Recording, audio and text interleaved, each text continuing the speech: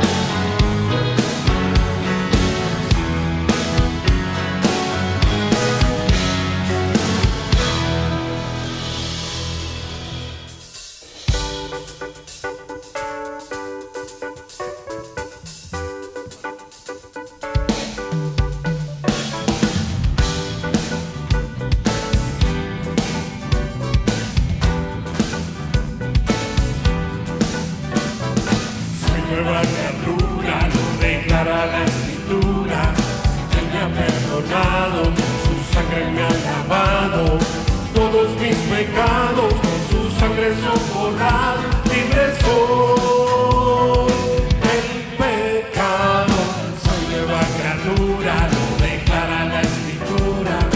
Él me ha perdonado, con su sangre me ha lavado, todos mis pecados con su sangre son borrados, libre soy del pecado, libre del pecado y la maldad, soy libre.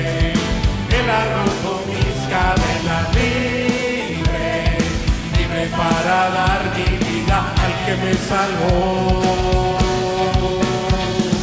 Libre del pecado y la maldad, soy libre. Él ha roto mis cadenas, libre, libre para dar mi vida al que me salvó. Soy nueva criatura, lo declara la Escritura. Él me ha perdonado, con su sangre me ha lavado, todos mis pecados con su sangre son borrados, libre soy del pecado. Soy nueva criatura, lo declara la Escritura. Él me ha perdonado, con su sangre me ha lavado, todos mis pecados con su sangre son borrados, libre soy del pecado, libre del pecado y la maldad, soy libre. Él ha roto mis cadenas, libre, libre para dar mi vida al que me salvó. Libre del pecado y la maldad, soy libre. Él ha roto mis cadenas, libre, libre para dar mi vida al que me salvó.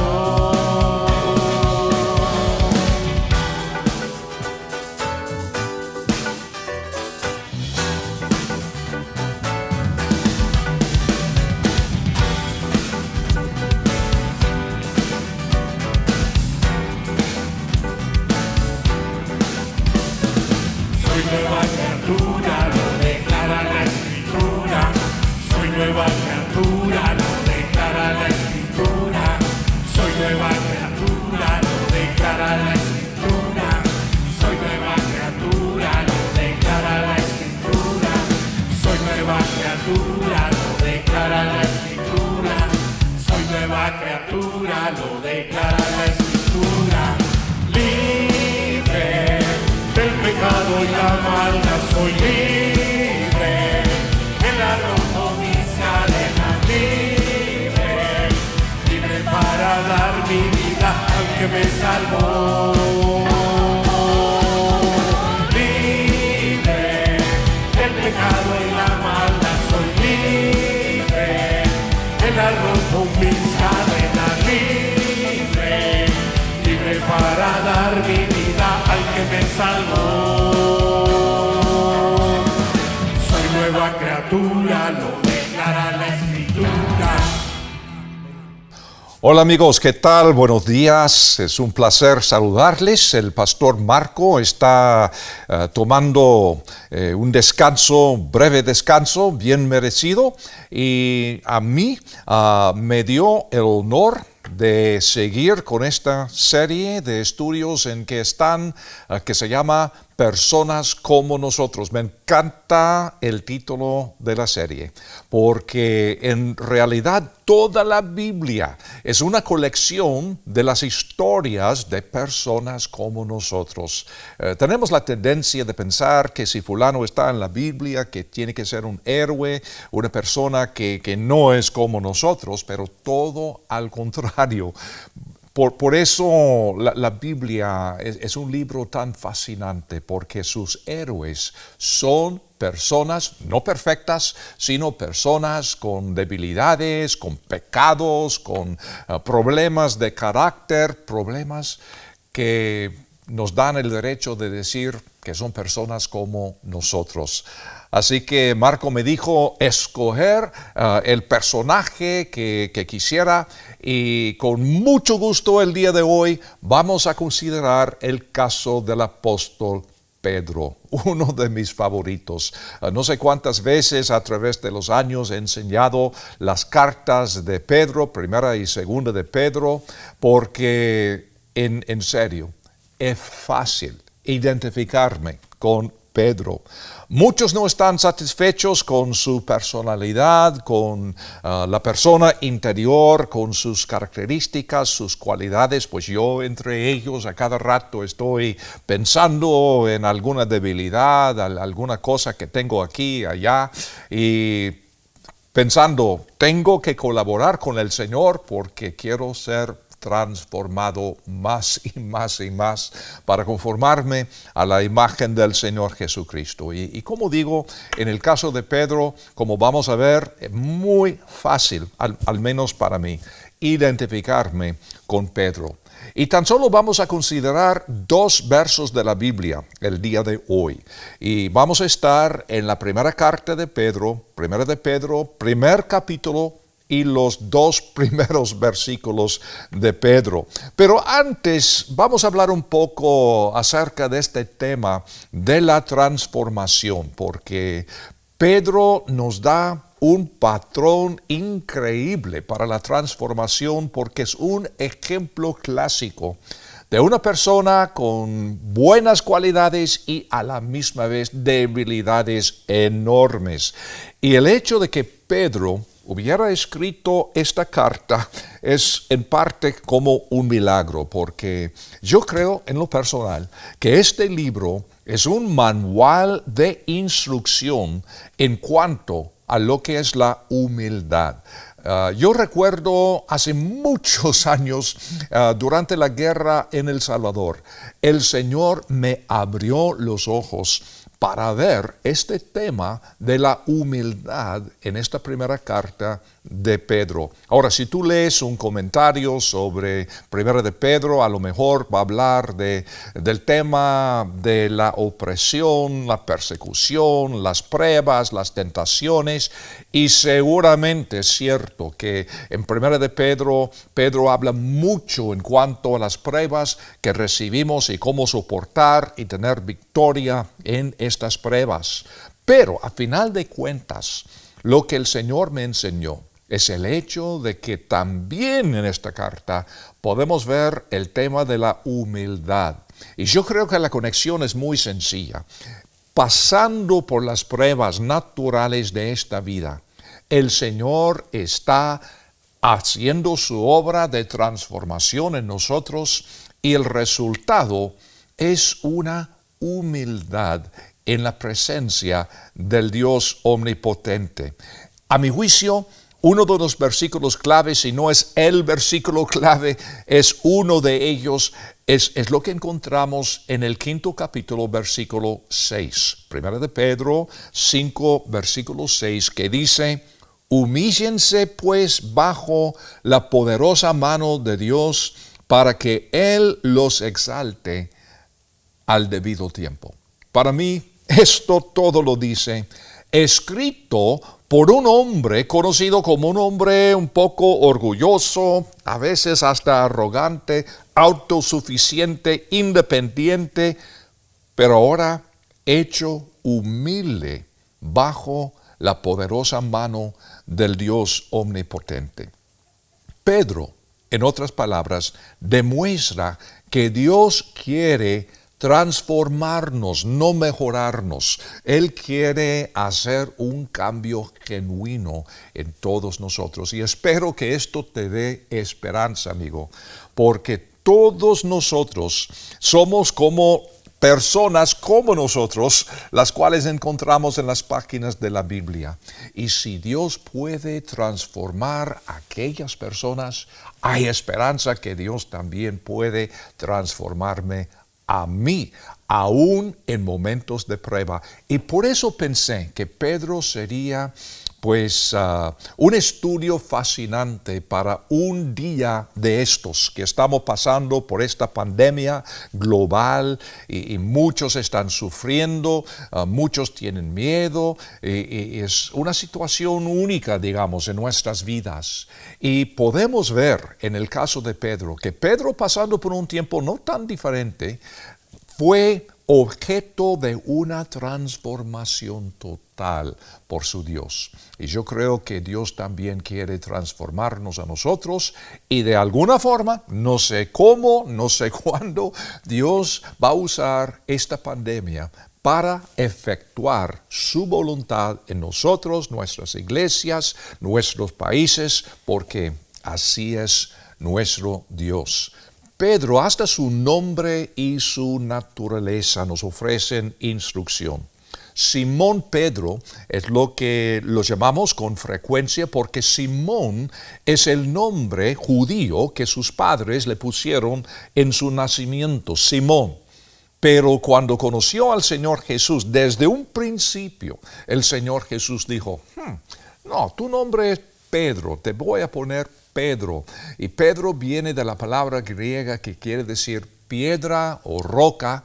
Y en otras palabras, fíjense, el Señor Jesús desde un principio ve a Pedro como será. No como es en la actualidad, sino está viendo Pedro en aquel momento como el Pedro que existirá en el futuro. Una roca de humildad y poder espiritual. Qué bendición y qué esperanza. Yo creo que también Dios nos ve a cada uno de nosotros como lo seremos, no como somos en el momento actual. Esto nos ofrece esperanza. Simón Pedro. Pedro, al parecer, llegó a ser el portavoz de los 12 durante el ministerio terrenal del Señor Jesús. Es decir, que Pedro da evidencia de ser un líder nato. Pedro era un líder, pero un líder impulsivo, uno que habla primero y piensa después, y quizá por eso es tan fácil para mí identificarme con Pedro. Pero Pedro experimentó una transformación increíble. Mucho se ha dicho acerca de su personalidad, su voluntad fuerte, sus fallas, todo esto, pero lamentablemente no tanto se dice sobre su cambio. Y es el cambio, hermanos, que quiero compartir con ustedes esta mañana, porque todos nosotros también tenemos una historia y todos nosotros tenemos debilidades y fallas y pecados y no sé qué, pero lo que nos interesa es cómo llegar a esa transformación total y continua que Dios quiere efectuar en nuestras vidas. Pedro, después de Pentecostés, el Pentecostés que podemos ver en Hechos capítulo 2, es el mismo Pedro, pero diferente. Algo le sucede. Y poco a poco, a través de los sucesos de la vida, la persecución, los problemas, encarcelado, todo lo que experimentó Pedro, poco a poco Pedro va creciendo, conformándose más y más cada día a la imagen de su Señor Jesucristo. Así que muchos años después de Pentecostés, a lo menos 25 años, Pedro escribe esta pequeña carta. Y bien podría darle el título La humildad y cómo la obtuve, porque sinceramente de esto Pedro está hablando. Pedro para mí es como un caballo poderoso, pero el gran caballo ahora, 25 años después, anda con las riendas y los frenos bajo el control del Espíritu Santo de Dios. Así que Pedro es un ejemplo para nosotros, pero como el título de esta serie, personas como nosotros, hay otros más. Estoy pensando en su compañero Juan, el apóstol Juan, uno de los llamados hijos del trueno, en Marcos capítulo 3, versículo 17.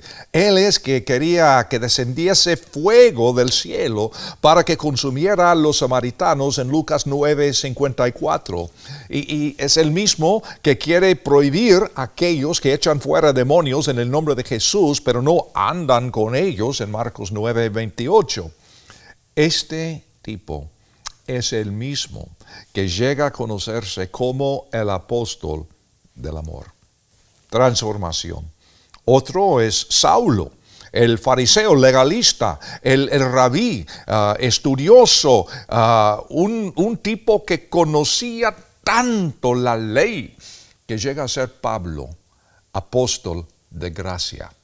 Así que la esperanza que tenemos es que el Señor no quiere tan solo mejorar nuestras vidas, Él quiere transformar lo que somos, conformándonos más y más a lo que Él puede ver en nosotros. Así que hay esperanza.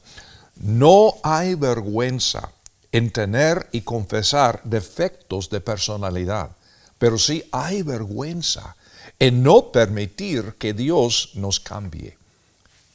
Pedro fue cambiado por el Señor Jesús. Ahora, todos nosotros entonces podemos experimentar este mismo cambio, esta misma transformación. Pero ahora estamos listos para buscar en 1 de Pedro, el capítulo 1, versículo 1. Vamos a ver el fondo necesario cuando Pedro comienza, dice: Pedro, apóstol de Jesucristo, a los expatriados de la dispersión en Ponto, Galacia, Capadocia, Asia y Bitinia. Ahora, no como otras cartas, Pedro escribe no a una persona, no a una iglesia en particular, sino sus destinarios son los expatriados de la dispersión en Ponto, Galacia, Capadocia, Asia y Bitinia. Ahora, esta región que menciona Pedro es la misma región que hoy llamamos o Asia Menor o más bien Turquía, porque todos estos lugares que menciona Pedro se encuentran dentro de las fronteras del país moderno de Turquía. Así que más o menos tendrás una idea de qué estamos hablando. Algunas de estas personas pudieron haberse convertido en ese mismo día de Pentecostés. Y Pablo también estaba estableciendo iglesias en esta misma área. Cuando Pedro dice que son expatriados, está hablando de uno que vive en un lugar en donde no es un ciudadano, pero son expatriados de la dispersión, un término técnico. Posiblemente has oído la palabra diáspora, que era usado casi exclusivamente en aquel entonces para referirse a los judíos esparcidos fuera de su tierra, expatriados. Y por eso esta carta, primera de Pedro, juntamente con su segunda carta y juntamente con Santiago y con Hebreos, a veces se llaman las epístolas hebreas. Y esto no es para decir que estos libros del Nuevo Testamento solamente se aplican a judíos. No, mil veces que no. Simplemente para informarnos que estas cartas son cartas escritas relativamente temprano en la época cristiana, cuando casi todos los creyentes eran de un fondo judío. Entonces, mucho se escribe para personas que habían llegado al Señor de un fondo hebreo. Así que por eso estas cartas se llaman epístolas hebreas, a veces epístolas generales, porque no tienen algún destinario específico. Ahora, tenemos que recordar que Pedro era el apóstol a los judíos. Esto es lo que Pablo dice en Gálatas 2, versículos 7 y 8. Otra evidencia de la transformación, ¿verdad? Qué curioso eso, porque Pedro era pescador comercial de Galilea, una zona en donde no más del 20% eran judíos. Y por eso los judíos en Judea y Jerusalén no los consideraban como judíos genuinos. Y Pedro, sabemos que no tenía letras, o sea, no era estudiante de las Escrituras, pero Dios escoge a él para ser apóstol a los judíos, incluso ellos de Jerusalén y Judea, y escoge a Pablo, fariseo, rabí, conocedor de la ley. Él es apóstol a los gentiles. Así es nuestro Dios. Pero qué fabuloso eso, porque demuestra que Dios tiene un propósito específico para cada uno de nosotros. Ahora, todos tenemos un propósito global, general. Todos hemos de compartir el Evangelio y glorificar a Dios, dado, claro, de acuerdo. Pero, además, Dios tiene un propósito específico para mí y para ti. Lamentablemente, muchas personas no saben, nunca descubren cuál es ese propósito, ni les importa, ni lo buscan. Pero en este caso, el cambio en Pablo y en Pedro fue tan grande que los dos llegan a entender que Dios tenía un propósito específico para ambos que nunca lo hubieran descubierto si no fuera por el Espíritu Santo de Dios. Así que Pedro está trabajando, ministrando siempre como pastor en Judea, en Jerusalén, cuando la persecución bajo el famoso Nerón comienza. Por eso Pedro está hablando de este tema de pruebas, de sufrimientos y persecución y todo esto, porque desde entonces será ilegal ser cristiano en los próximos 300 años. Un tiempo de muchos rumores, murmuraciones, porque la gente común y corriente hablaban de los cristianos como ateos, porque no creían en los dioses romanos y les decían caníbales, porque en sus congregaciones, en sus asambleas, bebían sangre, comían cuerpos y cosas así. Además, hablaban de tener fiestas inmorales de amor. Así hablaban de nosotros los creyentes durante este tiempo de persecución y sufrimiento. Así que estas palabras tienen mucha relevancia para nosotros hoy en día, porque en un sentido todos somos expatriados y dispersos fuera de nuestra patria celestial. Pablo hablaba a los filipenses en Filipenses capítulo 3, versículo 20. Del hecho de que nuestra ciudadanía está en el cielo. Hebreos 13:14 dice que buscamos una ciudad por venir.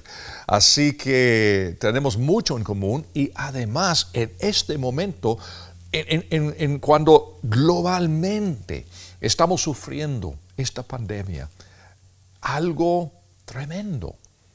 Así que mucho tenemos en común con el mundo de Pedro.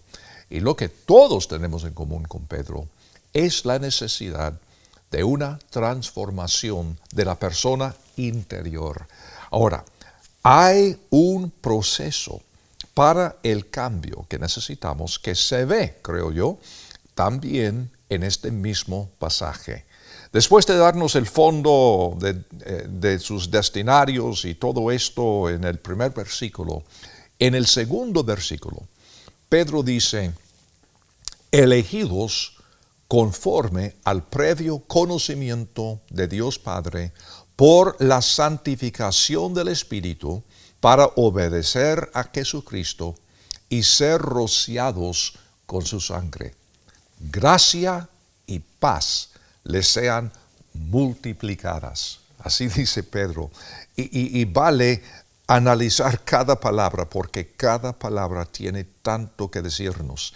Elegidos. ¿Qué quiere decir esto? Que somos los elegidos de Dios. En Efesios, El primer capítulo, versículo 5, Pablo escribió algo similar, dándonos un poco más de detalles. En amor nos predestinó por medio de Jesucristo para adopción como hijos suyos, según el beneplácito de su voluntad. Ahora, desafortunadamente, hay mucha controversia sobre este versículo y otros 2 o 3 más. A mi juicio, hay una explicación porque algunos dicen que no, eso quiere decir que Dios ha escogido a algunos para ir al infierno y otros para ir al cielo, así nomás, porque es Dios. Claro, de acuerdo, Él es Dios y Él puede dar lo que sea. Sin embargo, no estoy de todo de acuerdo. Creo que Dios es soberano sin duda. Creo que también Dios nos ha dado un libre albedrío. En eso creo también y para mí no hay conflicto. Porque yo creo que lo que Pablo está diciendo acá es que muchos son llamados, pocos escogidos. Así dijo el mismo Señor, pocos elegidos. El llamado para la salvación es para todos. Aquellos que aceptan el llamado para la salvación son los escogidos, elegidos para la adopción, que dice Pablo aquí, para ser como Cristo, predestinados, no al cielo ni al infierno, sino predestinados para ser como Cristo. En amor nos predestinó por medio de Jesucristo para adopción como hijos suyos, no al infierno, no al cielo, según el beneplácito de su voluntad. Aquellos que aceptan el llamado para la salvación son los elegidos. Pablo dijo algo similar a su hijo en el ministerio Timoteo, en 2 Timoteo 1:9, cuando dice, fue Él quien nos salvó y nos llamó con santo llamamiento, no conforme a nuestras obras, sino conforme a su propio propósito y gracia, la cual nos fue dada en Cristo Jesús antes del comienzo del tiempo, y ahora ha sido manifestada por la aparición de nuestro Salvador Cristo Jesús. Él anuló la muerte y sacó a la luz la vida y la inmortalidad por medio del Evangelio. Es decir, antes de la fundación del mundo, Dios tuvo un plan. Y su plan es escoger a ser santo todo aquel que estuviera en Cristo Jesús. ¿Cómo me encuentro en Cristo? Por ejercer mi libre albedrío en depositar mi fe en Él y lo que hizo en su obra, muriendo en la cruz, en la tumba y al tercer día su resurrección. Así que la salvación, claro, es por la gracia, no por obras. Y si entendemos esto, este dato debe de hacernos humildes. No tenemos nada de qué jactar. Dios todo lo hizo y por su gracia nos ha escogido para ser como su Hijo Cristo Jesús. Y dice además Pedro, siguiendo el versículo 2, conforme al previo conocimiento de Dios Padre. Aquí no habla nada de forzarnos a ir al cielo, al infierno. Es simplemente Él tiene previo conocimiento de todo. Y toda la obra de Dios está enraizada en esta presencia de Dios y no entra en conflicto con el libre albedrío del hombre. Otra evidencia de esto se encuentra en Romanos 8:29. Sabemos que a los que antes conoció por su presencia, también los predestinó, no para el cielo, no para el infierno, sino para que fuesen hechos conformes a la imagen de su Hijo, a fin de que Él sea el primogénito entre muchos hermanos. Y a los que predestinó, a estos también llamó, y a los que llamó, a estos también justificó, y a los que justificó, a estos también glorificó. ¿Qué tal eso? Amigo, Dios quiere transformarte. Es el plan de Dios. Si tú has puesto tu fe en Cristo Jesús, entonces Dios tiene un plan fijo. No sé cómo, no sé cuánto, no sé cómo, pero de alguna forma Dios va a transformarte a la imagen de su Hijo Jesucristo. Me imagino siempre con tu personalidad, pero diferente. Lo mismo, otro, a la misma vez. ¿Qué contradicción? No, es simplemente una muestra de lo que es la milagrosa gracia de Dios. Tomar a un pecador como yo y transformarme, conformarme a la imagen de su Hijo Jesucristo. No por las obras, no por mis esfuerzos, sino por su pura gracia, por la santificación del Espíritu, como dice Pedro aquí a continuación en versículo 2, por la santificación del Espíritu. Es decir, esto es un acto de apartarnos, es su obra a través de su Espíritu. No es el resultado de mi esfuerzo, no es el resultado de tantos seminarios, condiciones, libros, psicología y todo esto tiene su lugar. No es un juicio contra estas cosas muy buenas. Es simplemente decir que esta transformación depende de su gracia, de su Espíritu Santo. Es la obra de su Espíritu dentro de mi vida, apartándome para Él. ¿Y para qué? ¿A qué fin? A continuación dice, para obedecer. Punto. Este es un objetivo de nuestro llamamiento, obedecer a Dios. Hemos sido escogidos para obedecer, sin ningún conflicto con el libre albedrío. No hay cambio sin obediencia a los preceptos de Dios. Este es el propósito. Y todo lo que Dios es, está a la disposición de la persona que está totalmente dispuesta a entregarse por completo a este Dios, para obedecer, a continuación, a Jesucristo y ser rociados con su sangre. ¿Y eso, rociados con su sangre? Rociado es un concepto que tiene tres usos en la Biblia hebrea del Antiguo Testamento. Se usa para hablar de lo que hacen a una persona limpiada de lepra o del pecado por el sacerdote. Levítico capítulo 14, por ejemplo. También algo para ratificar un pacto con Dios, Éxodo 24.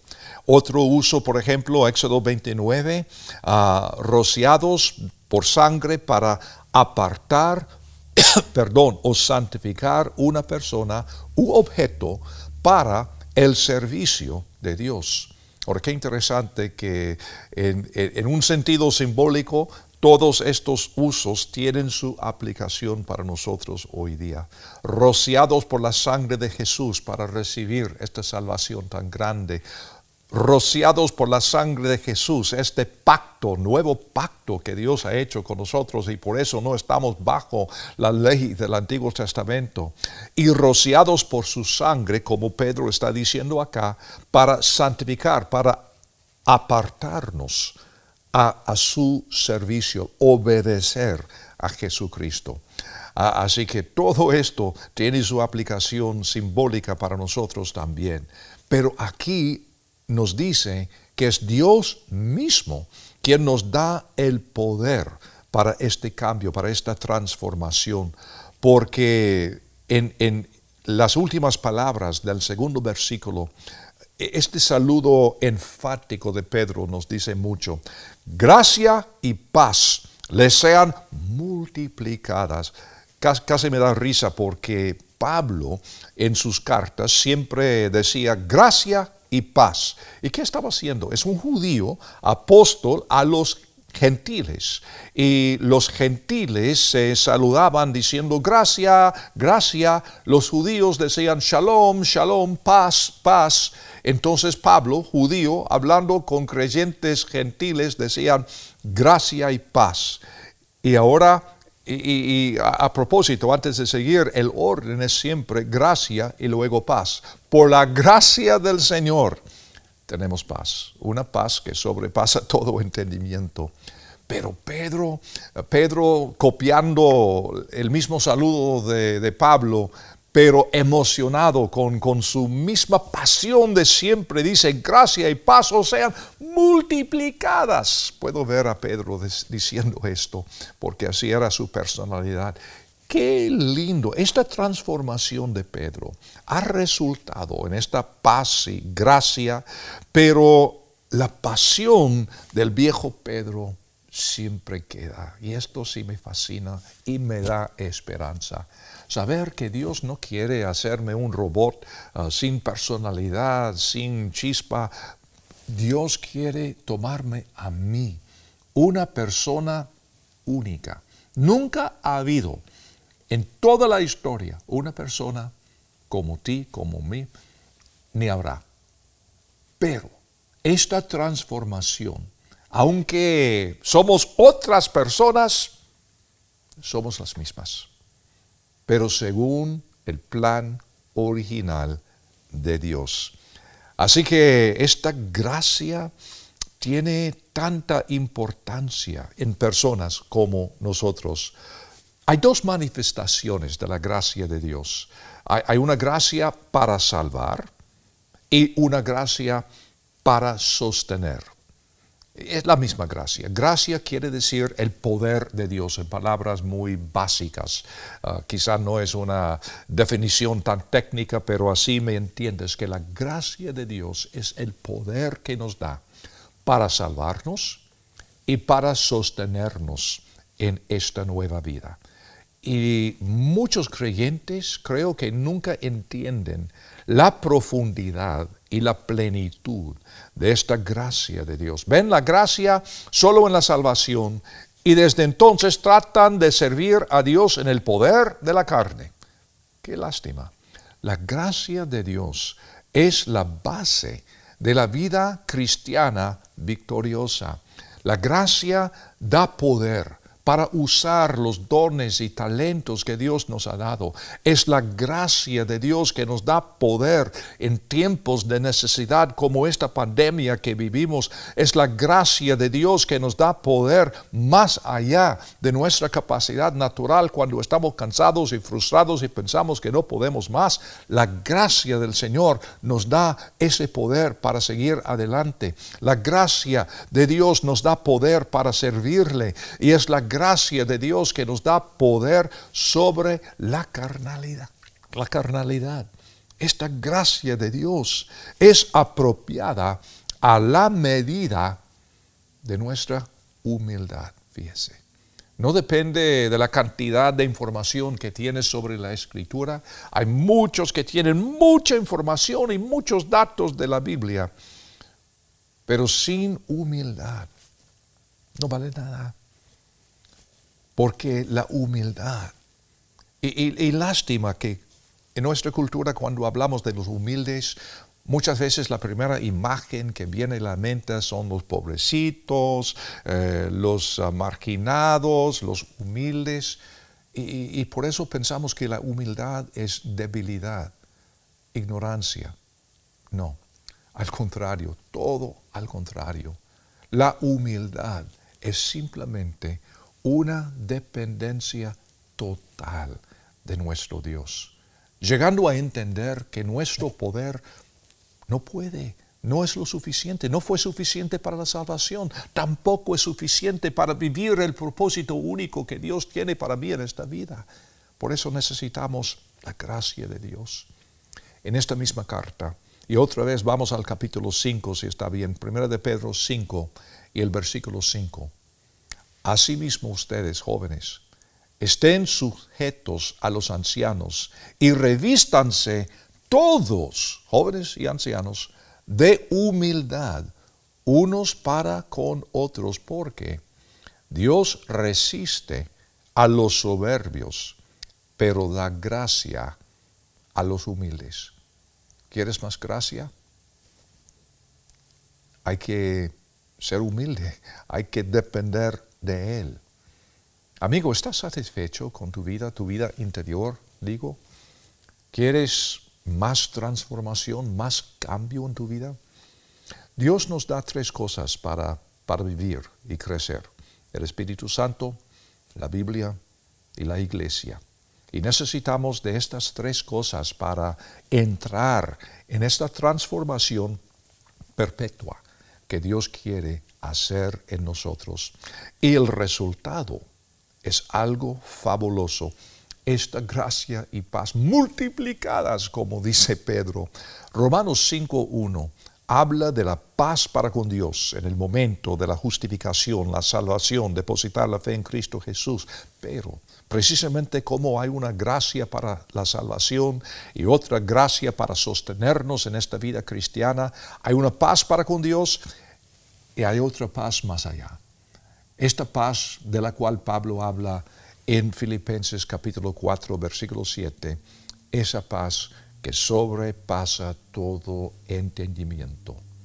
Frustrado, temeroso, preocupado con esta pandemia, no sabiendo qué viene, qué hacer, posiblemente has sufrido, a lo mejor has perdido amigos, amistades, familiares, yo no sé.